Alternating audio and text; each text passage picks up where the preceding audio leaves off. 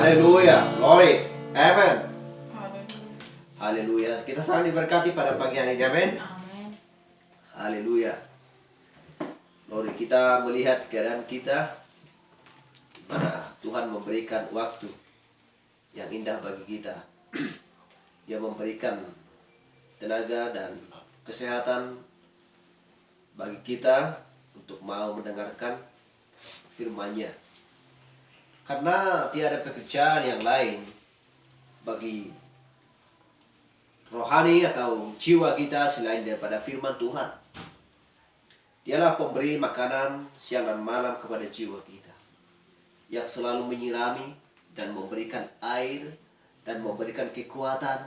Dan kita tahu bahwa Roh selalu menjaga firman yang ada dalam palungan kita. Haleluya. Haleluya. Kitalah yang sesungguhnya yang selalu merayakan Yesus Kristus. Merayakan baik merayakan di hari kelahirannya, bahwa Yesus Kristus benar-benar lahir di dalam palungan kita. Lewat penyembahan kita, lewat penerimaan kita, dan lewat tindakan kita di setiap hari. Sehingga kita mendengarkan pesan dia kecaman, dan kita mau menerima dan kita mau melakukannya. Tanpa melakukan maka semuanya pekerjaan akan sia-sia. Itulah sebabnya Yesus Kristus, dia adalah Allah. Dia adalah firman.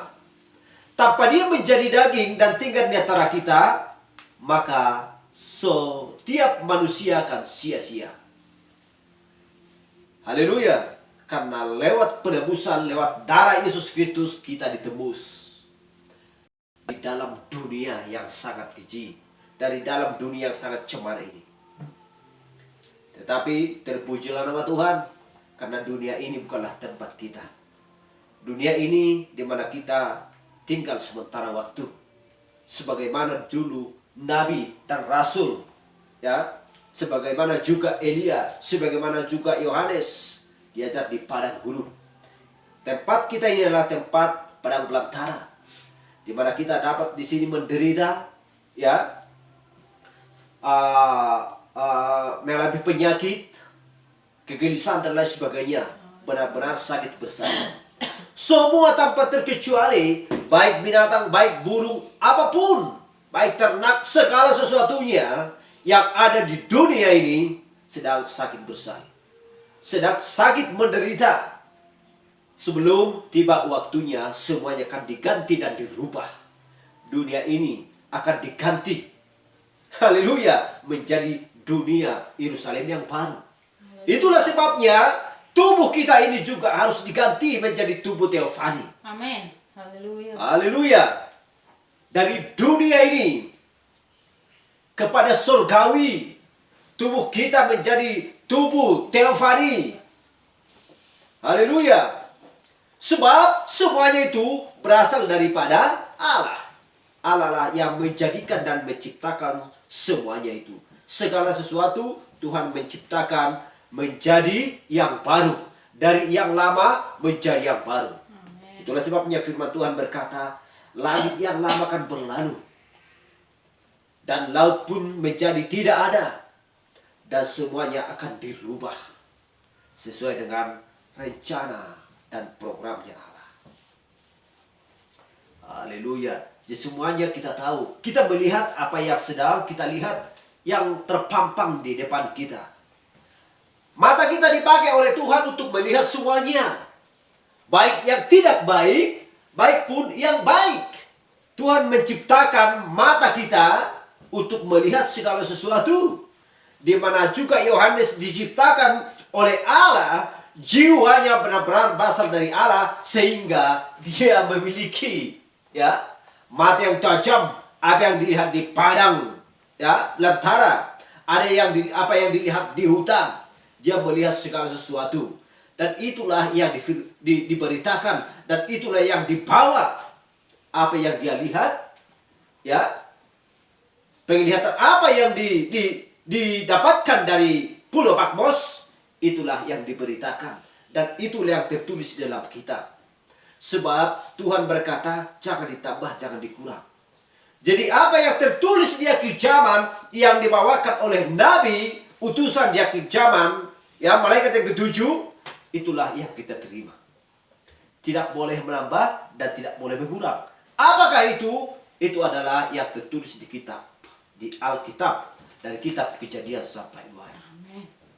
Haleluya. Tidak ada di luar Alkitab. Haleluya. Semua misteri yang ada di kitab Kejadian dan juga di kitab Wahyu, kita mengerti lewat pembawaan pengajaran seorang nabi kepada mempelai wanita Kristus. Disinilah kita dapat mengerti sehingga kita tahu apa yang harus kita lakukan. Itulah sebabnya kita menjauh daripada sistem duniawi. Kalau dihitung perbuatan-perbuatan sehari-hari, mana lebih banyak perbuatan duniawi daripada perbuatan surgawi. Ini yang akan diperhitungkan oleh Tuhan. Haleluya. Ini yang diperhitungkan oleh Tuhan setiap orang melakukan pekerjaan-pekerjaannya sehari-hari. Sebelum masuk ibadah, apa yang kita kerjakan? Setelah pulang dari ibadah, selesai ibadah, apa yang kita kerjakan? Setelah pulang ibadah, apakah terus langsung ke kedai menjudi, mabuk, ya, atau membahas hal-hal tentang perkataan-perkataan yang tidak baik? Atau apakah kita melakukan kehendak Allah sehari-hari? Perbuatan-perbuatan yang dilakukan oleh manusia-manusia yang sedang hidup di muka bumi. Bekerja, bertani, ya, untuk mencari nafkah. Demikian firman Tuhan. Amin. Ya. Membelikan segala sesuatu, benda-benda dan alat-alat bagi kemuliaan nama Tuhan, keperluan kita. Demikianlah firman Tuhan. Bukankah Daud, ya, menari di hadapan semua orang, dan juga orang-orang sedang memainkan kecapi, seruling, gendang, dan lain sebagainya, sehingga roh Allah hinggap kepada Daud. Amin. Dia lupa diri oleh karena roh hinggap dalam dia, sehingga dia menari-nari di hadapan semua orang tanpa malu. Haleluya. Apakah kita sedang memakai pakaian yang bagus tetapi bukan mahal, membelikan kursi, ya, dan juga HP dan lain sebagainya, alat-alat elektronik, untuk apa? Untuk kemuliaan nama Tuhan. Amin. Haleluya. Jadi itulah yang diinginkan oleh Tuhan daripada mempelai wanitanya. Bukan untuk mencemarkan diri, pergi menyenangkan diri ke diskotik, bab dan lain sebagainya, ya, berkelahi, dan juga melakukan hal-hal yang tidak baik. Tapi kita tahu bahwa pikirannya Allah benar-benar bekerja di dalam pikiran kita, di dalam hati kita, untuk melakukan kehendak Bapa kita yang di surga. Haleluya. Glory. Kita sudah membahas bagaimana tentang meterai yang ke-6 di minggu kemarin, Wahyu 6 ayat 1 sampai 17. Dan meterai ke-6 adalah berbicara tentang kesusahan besar. Apakah kesusahan besar? Kapankah itu akan berlangsung? Ya, Matius 24:36 berkata, tetapi saat itu tidak seorang pun yang tahu, malaikat di surga tidak, anak pun tidak, hanya Bapa sendiri.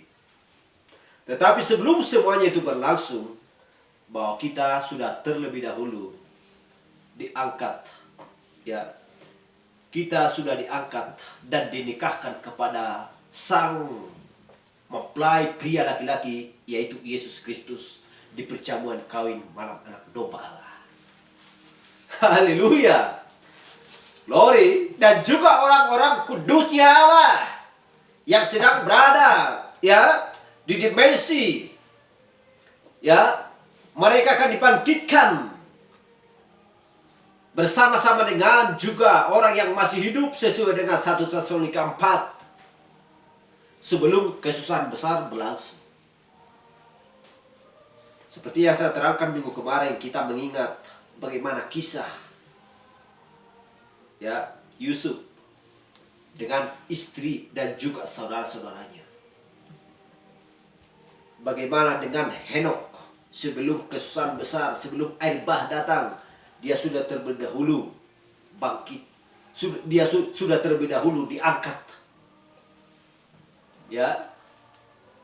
Dan dia langsung diangkat. Dan dia tidak pernah mengalami kesusahan besar. Jadi kesusahan besar berbicara tentang meterai yang ke-6. Jadi kita melihat apa yang berlangsung di hari akan datang, di mana kedatangan Kristus sudah dekat. Apa yang berlangsung dan manusia ini bagaimana, bumi ini akan bagaimana, matahari bagaimana, bulan bagaimana, laut pun bagaimana, segala ternak dan binatang bagaimana, dan apa yang berlangsung pada waktu itu. Itulah sebabnya Kristus berkata, berjaga-jagalah, berjaga-jagalah, berwas-waslah. Sebab nabi-nabi palsu, bukan nabi, tetapi nabi-nabi palsu. Dan juga Mesias-Mesias palsu, bukan Mesias, tetapi Mesias-Mesias palsu. Yang dimaksudkan nabi-nabi palsu adalah bukan berarti nabi. Nabi-nabi palsu adalah manusia biasa, seorang yang pintar mengajar, padahal dia sudah benar-benar mengurang dan menyelewengkan firman Tuhan. Mencampurkan antara ide pikiran manusia, dan dia bersandar kepada pengertian dia sendiri dan juga kepada pengertian seorang nabi. Itulah Mesias dan Mesias palsu dan nabi-nabi palsu, mencampur antara gelap dan terang. Tetapi Malaikat 45 dan 6 Wahyu 10:1, nabi yang sesungguhnya utusan dia ke zaman, dia adalah seorang nabi, bukan nabi, tetapi benar-benar nabi. Untuk supaya kita tahu apa yang harus kita lakukan. Apakah kita tahu Matius 7 ayat 28-29? Bukan setiap orang yang berseru-seru kepada Tuhan masuk ke dalam kerajaan surga, melainkan ia melakukan kehendak Bapa-Ku yang di surga. Apakah kehendak Bapa yang di surga? Adalah keinginan Kristus. Apa yang dia inginkan itulah kehendak Bapa yang di surga. Firman Tuhan bukan berarti sebentar melakukan firman Tuhan, sebentar melakukan yang tidak baik. Belum berbuah, masih baru ditanam, belum berbuah udah dicabut. Demikiankah melakukan firman Tuhan? Tidak. Melakukan firman Tuhan, ditanam, dirawat benar-benar sampai harus berbuah. Sekalipun ada cuaca buruk, sekalipun angin kencang, dan lain sebagainya, sekalipun hama banyak untuk memakan daun dan merusak akar-akarnya, tetap dirawat dengan bagus, dijaga. Sebagaimana dulu Nabi dari 12 suku untuk menjaga tabut tersebut. Haleluya. Mereka membawa tabut kemana saja mereka pergi. Karena Tuhan memerintahkan, pergilah ke sana dan dari sana ke sana, untuk melampaui perjalanan semuanya supaya sampai ke tanah perjanjian. Mereka menjaga tabut tersebut. Jadi orang percaya selalu menjaga firman, sebab firman ada di dalam palungan kita. Itulah yang harus kita jaga siang dan malam. Dan kita tidak mau mencampurkan, sebab bait Allah ada di dalam jiwa kita, di dalam palungan kita. Bukankah Yesus Kristus berkata bahwa baitku adalah ada di dalam palungan, ada di dalam jiwamu. Haleluya. Itulah sebabnya kita harus menjaga. Dengan bagaimana kita cara menjaganya? Dengan firman, dengan melakukan firman. Bisakah mungkinkah sedang main judi di kedai atau di mana-mana, untuk supaya judi itu bisa menjaga ya firman yang dalam palungan, itu menajiskan.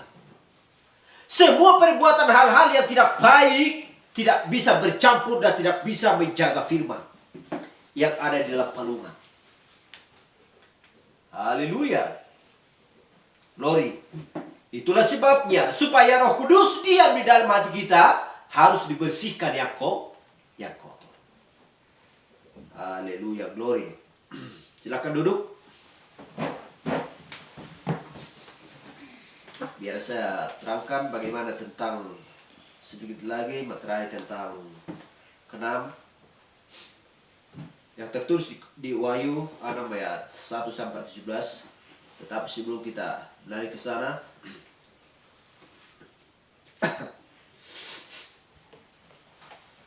dan kita mengingat bagaimana perjalanan tujuan gereja dan materai pertama, kedua, ketiga, keempat, kelima, dan keenam. Kita mengingat bahwa materai pertama adalah, ya, biasa bacakan materai 1 ayat 6.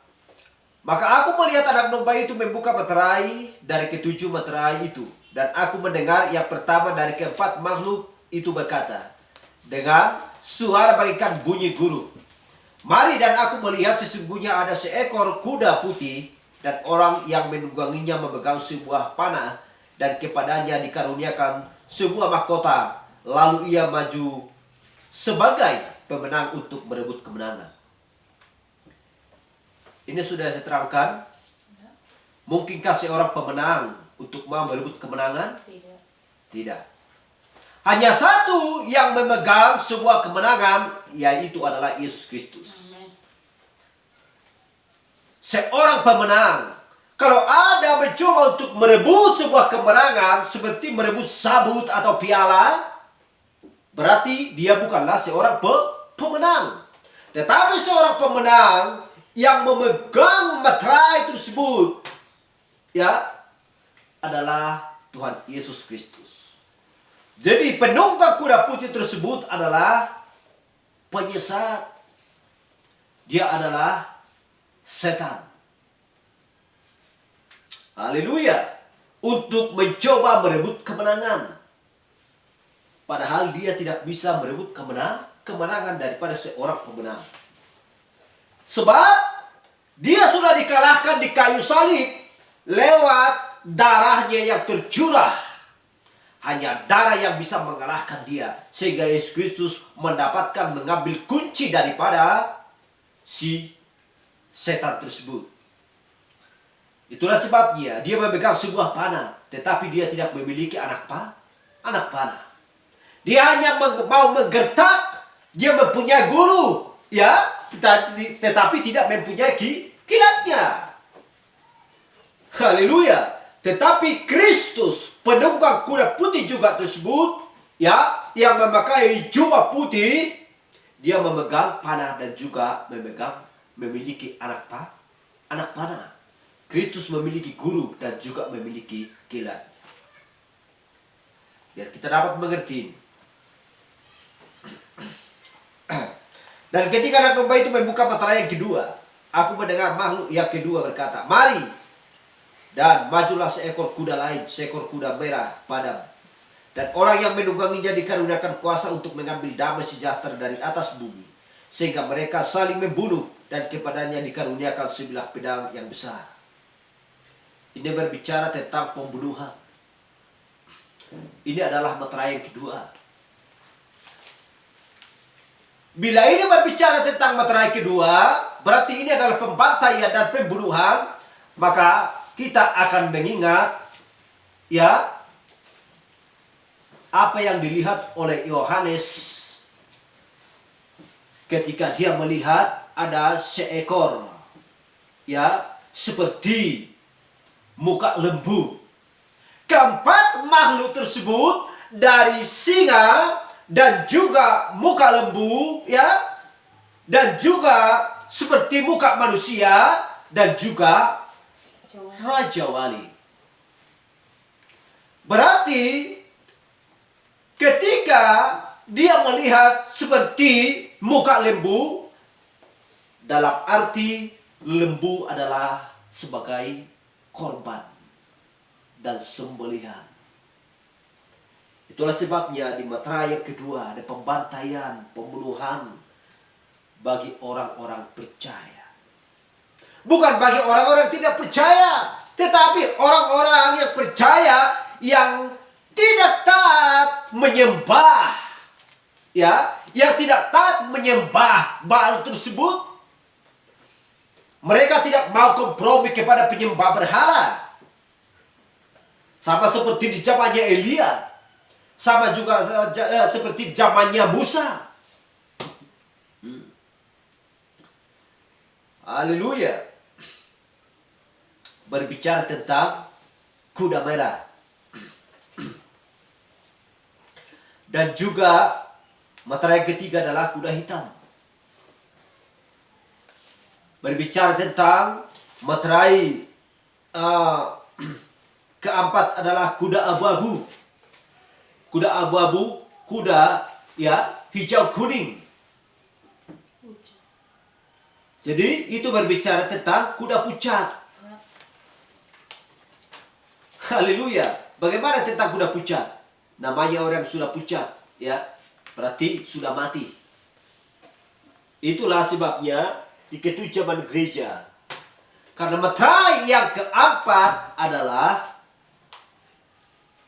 itu berbicara tentang atau bagi bangsa kafir.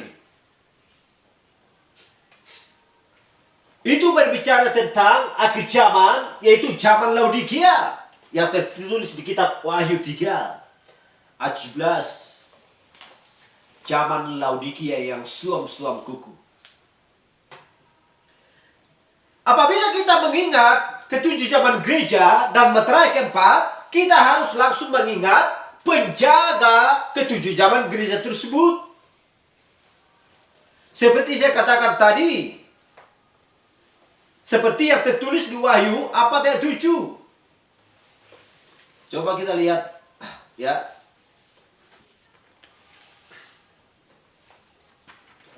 Adapun makhluk yang Wahyu 4 ayat 7, adapun makhluk yang pertama sama seperti singa, dan makhluk yang kedua sama seperti anak lembu, dan makhluk yang ketiga mempunyai seperti muka manusia, dan makhluk yang keempat sama seperti burung nasar yang sedang terbang. Kalau bahasa Inggrisnya King James yang aslinya berkata sama seperti burung Raja Wali. Bukan seperti burung nasar, bahasa Indonesia yang ada dalam Alkitab. Haleluya. Inilah makhluk yang keempat yang dilihat oleh Yohanes. Jadi apabila kita melihat keempat makhluk tersebut, ya, dikatakan tadi yang pertama seperti singa. Siapakah singa yang sesungguhnya? Dialah, ya, berarti dia singa dari suku Yehuda. Pelayanan singa dari suku Yehuda adalah Yesus Kristus di zamannya jemaat mula-mula. Haleluya. Dan juga Efesus. Dan masuk kepada pembantaian. Ya. Kita mengingat zaman pembantaian sampai zaman Tiatira. Pembunuhan bagi orang-orang percaya. Haleluya. Jadi kalau ini, ya, dicocokkan kepada penjaga tabut tersebut yang dari 12 suku, bahwa mengatakan bahwa singa dari suku Yehuda adalah Yesus Kristus. Dan siapakah singa dari suku Yehuda? Bukan lain adalah yang bernama Yehuda. Biar kita cocokkan tersebut untuk penjaga tabut tersebut. Haleluya. Jadi siapakah sebenarnya penjaga-penjaga tersebut? Haleluya. Dan kita mengingat, ya, di Bilangan 2 ayat 3, kalau nggak salah, panci Yehuda adalah, ya, sebelah timur adalah singa. Coba kita lihat dulu sebentar penjaga-penjaganya tersebut, supaya kita memahami ketujuan gereja, meterai, dan juga ya keempat makhluk yang dilihat oleh Yohanes. Coba kita melihat di Bilangan 2 ayat 3.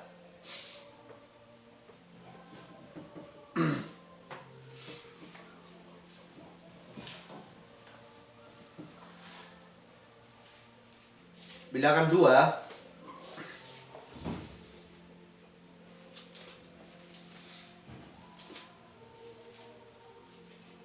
2 ayat 3.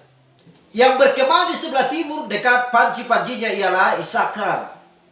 Ialah Laskar, ya, maaf ya. Yang berkemah di sebelah timur dekat panci-pancinya ialah Laskar Yehuda menurut pasukan-pasukan mereka. Di sebelah timur berarti ada Yehuda. Berarti kalau dari Yehuda adalah datang seekor singa.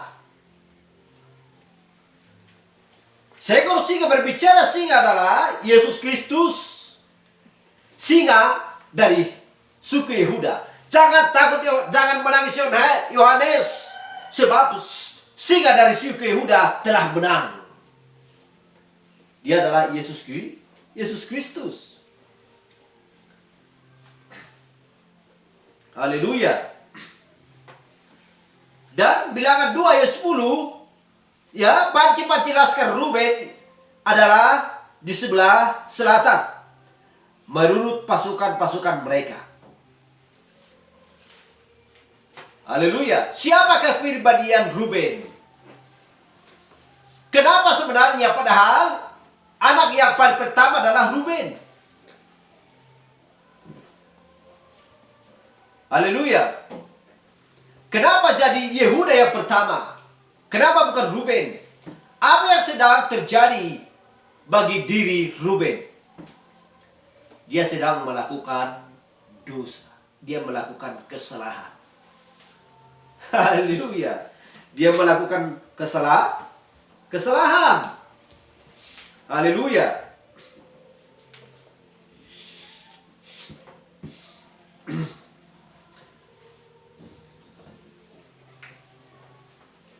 Karena dia melakukan yang salah di hadapan ayahnya.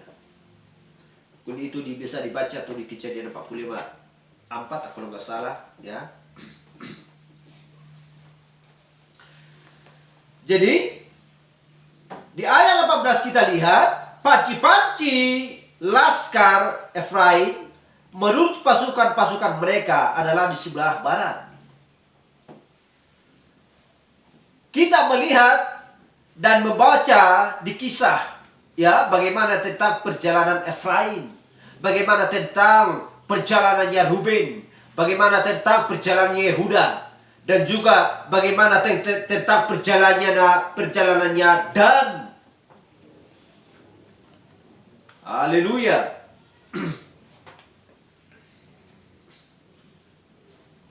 Jadi Dan adalah panci-pancinya, ya. Dia adalah penjaga dari sebelah utara. Jadi keempat makhluk yang dilihat oleh Yohanes tersebut sudah tertulis di kitab Bilangan. Mereka adalah penjaga-penjaga.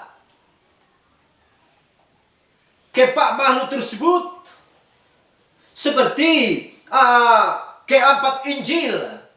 Matius, Markus, Lukas, Yohanes adalah penjaga kisah para rasul. Haleluya. Jadi semua menyatu satu dengan yang lain.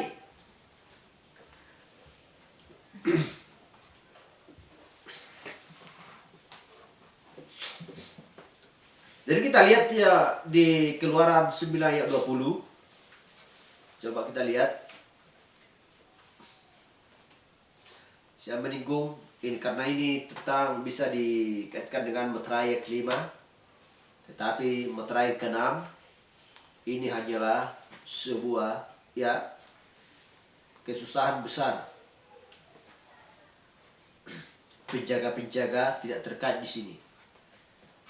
Haleluya. Tetapi supaya kita dapat mengerti untuk meletakkan firman Tuhan tersebut.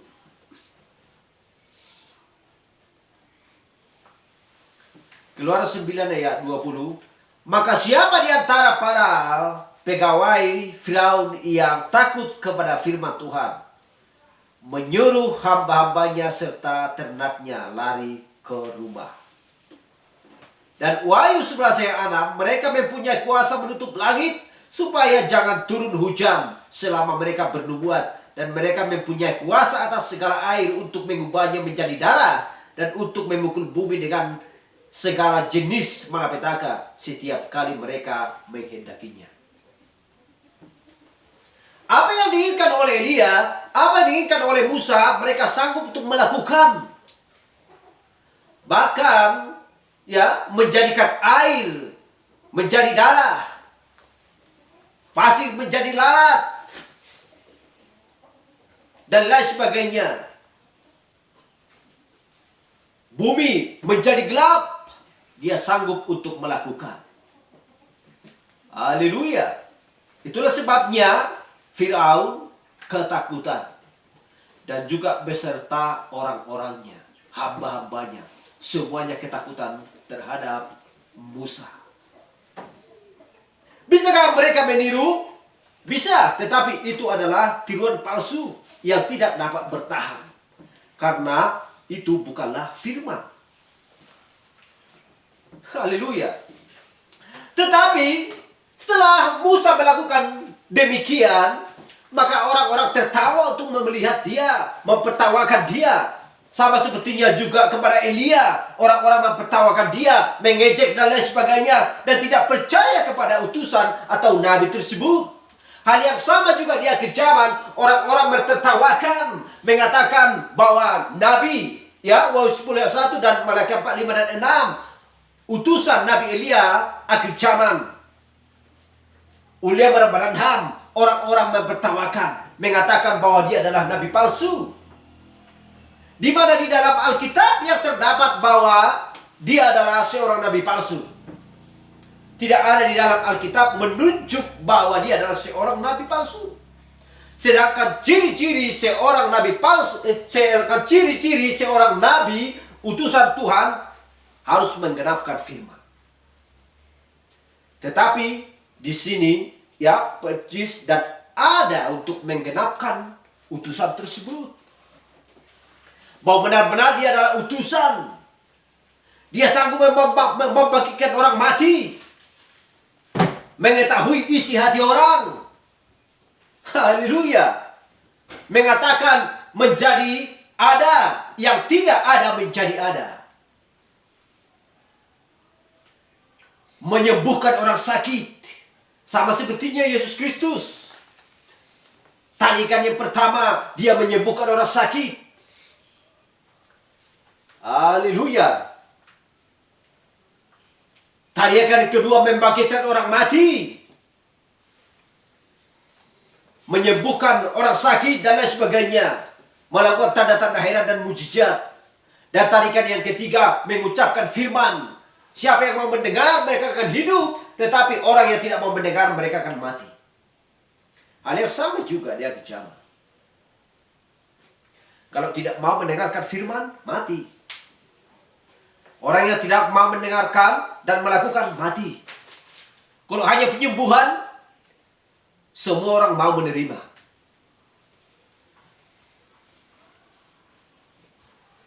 Haleluya. Penyembuhan bukan sebuah patokan untuk menjadi selamat, masuk ke dalam kerjaan surga. Haleluya. Apakah kalau ada seorang yang disembuhkan oleh seorang nabi, itu bisa jaminannya menjadi selamat? Tidak. Orang yang mau menjadi selamat harus mau bertindak. Tanpa ada tindakan, maka mereka tidak akan selamat. Tetapi kita lihat utusan dia ke zaman, ya, mengucapkan yang tidak ada menjadi ada, menyembuhkan orang sakit, mengetahui isi hati orang, dan membangkitkan orang mati, dan mengucapkan firman. Orang mempertawakan dia. Apa yang dibawakan kepada manusia yang ada di muka bumi bagi bangsa kafir, bukan bangsa Israel. Tidak ada dari bangsa kafir yang bisa melayani bangsa Israel. Tidak ada. Haleluya. Hanya ada dua saksi, ya, yaitu Musa dan Elia. Mereka adalah nabi bagi bangsa Israel. Nabi dari bangsa kafir adalah untuk bangsa kafir. Untuk supaya bangsa kafir bisa selamat. Di akhir zaman loh. Bukan di zaman dulu. Kalau di zaman dulu, Rasul Paulus bukanlah dari bangsa kafir. Haleluya. Tetapi dia memberikan firman juga kepada bangsa kafir. Rasul Paulus. Tetapi yang di akhir zaman, pelayanan Nabi Elia, dia kecaman hanya untuk bangsa kafir. Haleluya. Tetapi orang-orang yang sudah dipilih Allah sebelum dasar dunia dan mempelai wanita, bagi mereka lah firman ini. Karena mereka lah yang mau menerima dan mendengarkan apa yang disampaikan oleh utusan tersebut.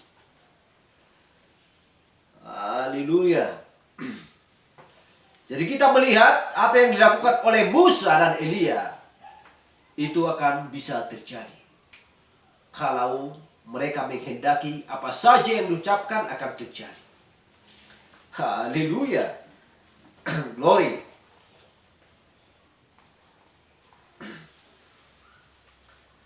Satu Raja-Raja 19:18. Tetapi aku akan meninggalkan 7.000 orang di Israel, yakni semua orang yang tidak sujud menyembah Baal dan yang mulutnya tidak mencium dia. Haleluya. Ini zamannya Elia. Ketika kekeringan melanda dunia, karena Elia mengatakan tidak akan turun hujan. Tetapi ketika Elia menjumpai Ahab dan juga Isabel, dia mengatakan firman kepadanya, tetapi juga mereka tidak percaya. Dan juga pengikutnya tidak percaya kepada dia, malahan berbalik mempertawakan dan mengejek dia. Dan engkaulah mengakibatkan Israel mati kelaparan dan mendatangkan malapetaka kepada mereka. Engkau adalah seorang yang jahat, kata Ahab kepada Elia. Haleluya. Tetapi kita lihat, aku akan meninggalkan 7.000 orang. Elia tidak tahu bahwa apakah masih ada orang yang tidak mau sujud menyembah Baal. Dia tidak tahu. Tetapi ternyata masih ada 7.000 orang. Haleluya. Seperti yang dikatakan firman, semua meja sudah penuh dengan muntahan. Apakah masih ada satu orang di bumi? Firman Tuhan. Tetapi masih ada. Ada seorang nabi yang sudah dipilih Tuhan untuk menyampaikan pesan.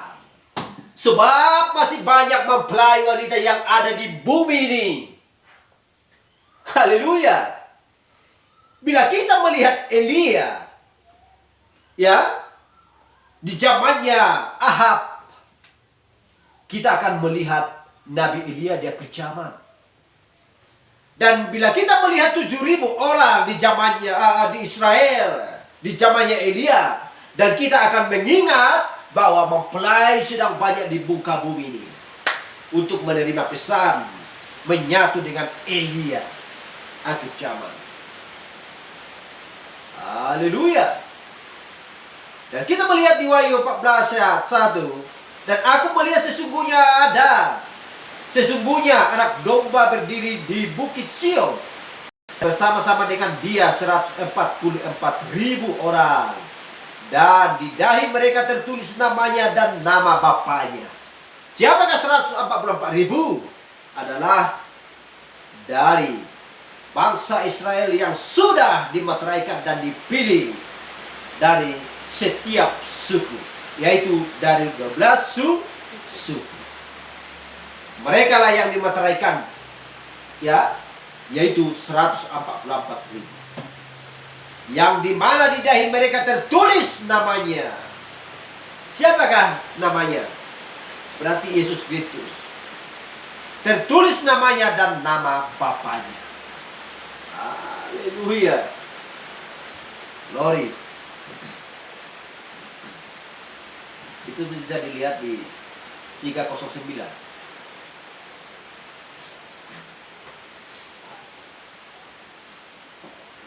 Haleluya. Mulai dari jam 12, kegelapan meliputi seluruh daerah itu sampai jam 3. Matius 27 ayat 45. Kita lihat.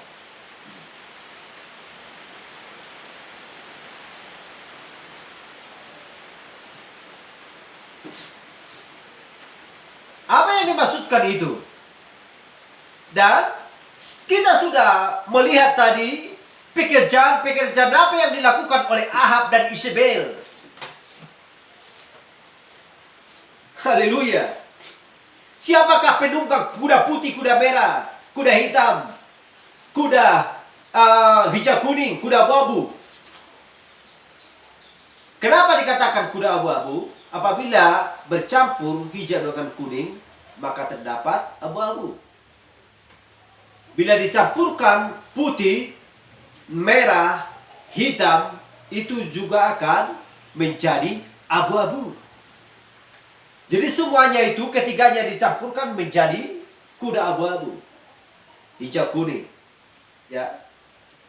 Haleluya. Siapakah penunggang tersebut? Siapakah kudanya? Siapakah penunggangnya? Haleluya.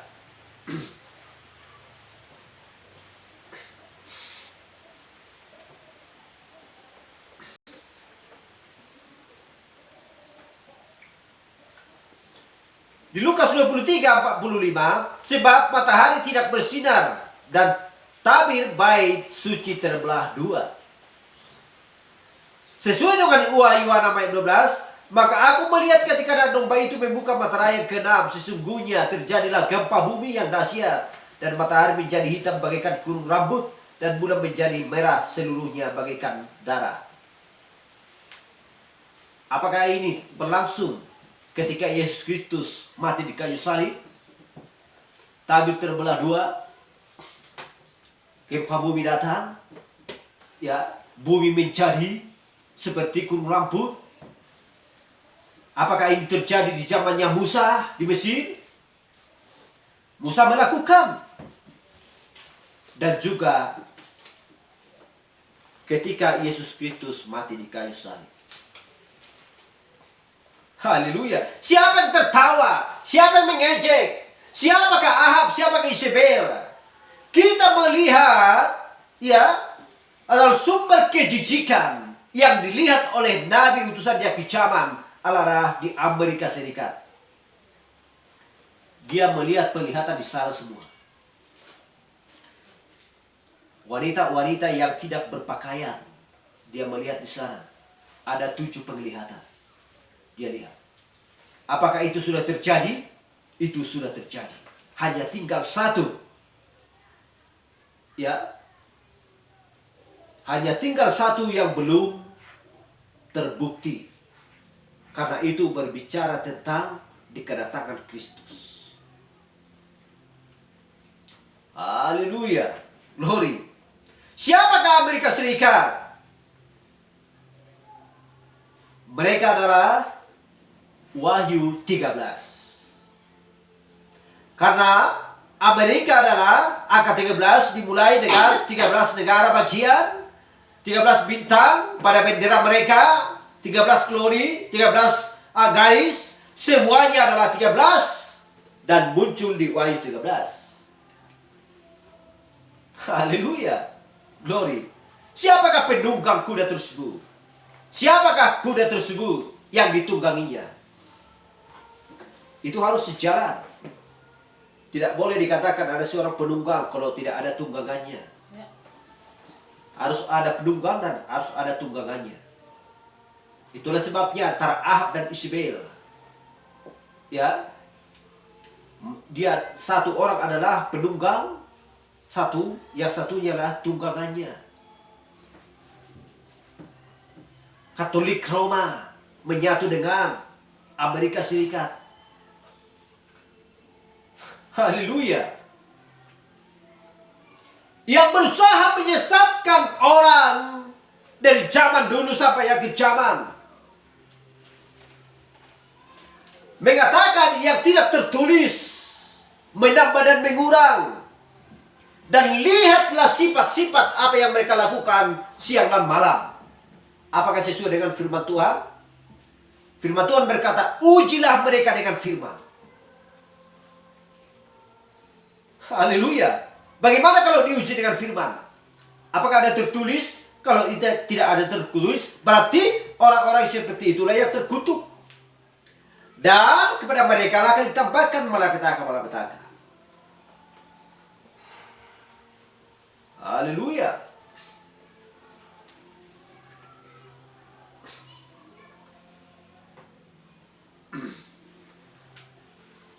Sudah saya jelaskan minggu kemarin, tapi biar saya tambah sedikit lagi. Kita lihat di Yohanes 10 ayat 34. Kata Yesus kepada mereka, tidakkah ada tertulis dalam kitab Taurat kamu, aku telah berfirman, kamu adalah Allah. Haleluya. Bukan Allah, tetapi Allah. Haleluya. Bukankah orang-orang percaya Allah kecil? Iya, demikian firman Tuhan. Ayat 35, jikalau mereka kepada siapa firman itu disampaikan, disebut Allah sedang, Allah sedang, kitab suci tidak dapat dibatalkan. Sedang kitab suci tidak dapat dibatalkan.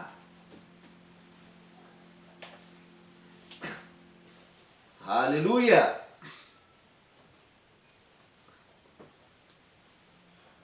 Jadi mereka hanya dapat mengucapkan sebagaimana Allah memberikan firman kepada mereka. Jadi kita lihat mereka bukanlah Allah. Mereka adalah untuk sementara. Ya, mereka adalah amatir. Karena Yesus mengatakan demikian tentang mereka. Kamu menyebut mereka Allah, yakni yang kepada siapa firman Allah datang. Haleluya.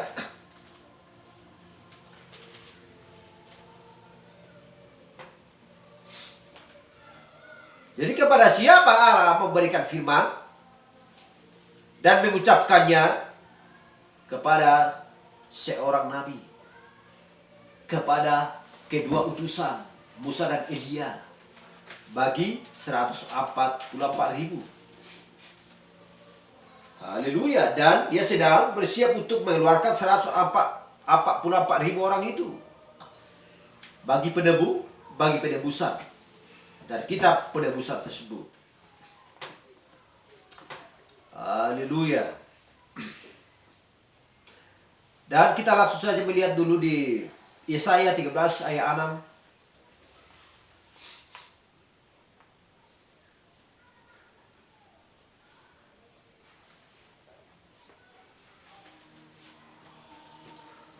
Yesaya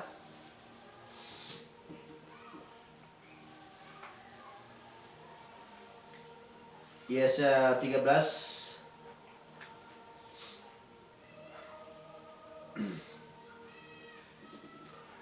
6. Yesaya 13 ayat 7 sampai 12. Sebab itu semua tangan akan menjadi lemah lesu, setiap hati manusia akan menjadi tawar, dan mereka akan terkejut. Sakit mulas dan sakit beranak akan menyerang mereka. Mereka akan menggeliat kesakitan seperti perempuan yang melahirkan. Mereka akan berpandang-pandangan dengan tercengang-cengang. Muka mereka seperti orang yang demam. Sungguh hari Tuhan datang dengan kebegisan, dengan gemas, dan dengan murka yang menyala-nyala, untuk membuat bumi menjadi sunyi sepi, dan untuk memunahkan daripadanya orang-orang yang berdosa. Sebab bintang-bintang dan gugusan-gugusannya di langit tidak akan memancarkan cahayanya. Matahari akan menjadi gelap pada waktu terbit, dan bulan tidak akan memancarkan sinarnya.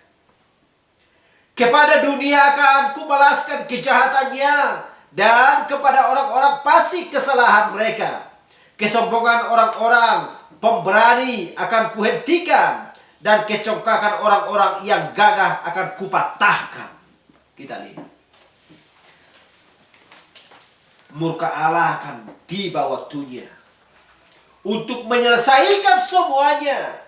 Sehingga matahari tidak akan bersinar, bulan pun tidak akan bersinar. Semuanya akan lenyap dengan seketika. Jadi apa yang berlangsung berikutnya? Jadi siapa yang tahan, yang bisa bertahan? Hanya Allah dan juga orang percaya mempelai wanita dari bangsa Israel. Ya, mereka lah yang bisa dapat diselamatkan. Haleluya. Sebab di Matius 24 ayat 12 dikatakan, dan karena makin bertambahnya kedurhakaan, maka kasih kebanyakan orang akan menjadi dingin. Tidak ada lagi kasih. Haleluya. Tidak ada lagi kasih. Apakah arti kasih? Memberikan makanan rohani pada musimnya kepada saudara-saudaranya. Dia bisa sebagai contoh, teladan, ya, di tempat kediamannya. Bahkan juga di berbagai tempat, kemana saja mempelai wanita pergi, kemana saja orang-orang percaya pergi, dia bisa sebagai teladan, sebagai contoh. Haleluya. Sebagai alat penerang seperti lampu, ya, bisa menerangi. Tidakkah senang orang-orang ketika apabila ada seorang yang baik di tengah-tengah mereka? Kita melihat Yusuf, bagaimana dia memiliki kasih. Contohnya kalau kita punya uang, ada teman-teman kita yang tidak punya uang, benar-benar tidak punya uang, ya. Apakah kita tega untuk membelikan sebuah makanan dan kita saja menghabiskan? Pasti dibagi sedikit-sedikit. Tetapi ke orang yang congkak, ya, yang tidak mau tahu tentang kebaikan, maka dia bersembunyi-sembunyi untuk membelinya, supaya dia makan sendirian. Hal yang sama juga dengan firman Tuhan. Kemana saja pun kita akan pergi, kita akan membagi-bagikan firman tersebut lewat perbuatan kita. Kemana saja kita pergi, akan nampak semuanya, bagaimana isi yang ada di dalamnya. Tetapi orang-orang yang ponabi, yang tidak mau tahu terhadap firman, yang tidak peduli dengan firman, pergi ke sana cari apa? Minuman, ya, miras, mabuk. Pergi ke sana cari orang-orang yang mau judi. Pergi ke sana cari kafe, diskotik, bar. Pergi ke sana cari ganja, narkoba, sabu-sabu. Pergi ke sana lihat dia mengamati rumah siapa yang harus dibongkar. penipuan dan lain sebagainya. Tetapi setiap orang percaya kemana saja pun mereka pergi, pasti membawa terang selalu. Selalu membawa terang. Sekalipun sekalipun gak dihiraukan, sekalipun gak diperhatikan, gak jadi masalah. Memang orang percaya dari dulu sampai sekarang harus demikian. Orang-orang gak peduli bagi orang yang percaya. Dari sejak zaman dulu sampai ya ke zaman. Semuanya menderita. Sebab orang-orang yang durhaka tidak percaya kepada utusan-utusan tersebut. Kepada mempelai-mempelai tersebut yang kecewa tidak percaya orang. Kalau percaya, pasti mereka akan mau mendengarkan, mengikuti, ya, dan meniru sifat-sifat mereka. Tetapi kita lihat, firman Tuhan berkata, sebab banyak yang terpanggil, tetapi sedikit terpilih. Domba-dombaku akan mendengar suaraku. Amin. Haleluya. Mungkinkah ketika pekikan burung raja wali di atas, mungkinkah ayam, oh itu adalah indukku.